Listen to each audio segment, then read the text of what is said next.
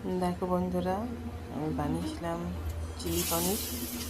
প্রথমে পনিরগুলোকে কর্নফ্লাওয়ার আর ময়দায় পেঁয়াজ রসুন সয়া সস লঙ্কার গুঁড়ো গোলমরিচ গুঁড়ো সব দিয়ে মেখে ম্যারিনেট করে রেখে দিয়েছিলাম। তারপর সেগুলো তুলে ভেজে নিচ্ছি।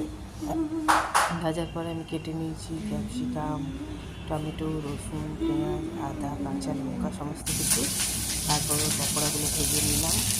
ভেজে কড়াইয়ে তেল দিয়ে তারপরে ক্যাপসিকাম, পেঁয়াজ কুচি, রসুন কুচি, আদা কুচি, লঙ্কা কুচি দিয়ে তারপর সস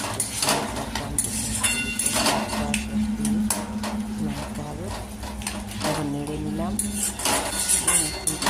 নেড়ে নিলাম, এটাকে ভালো করে মিক্স করে হালকা জল দিয়ে তারপর পকোড়াগুলো দিয়ে নেড়ে চেড়ে ফুটতে দিলাম।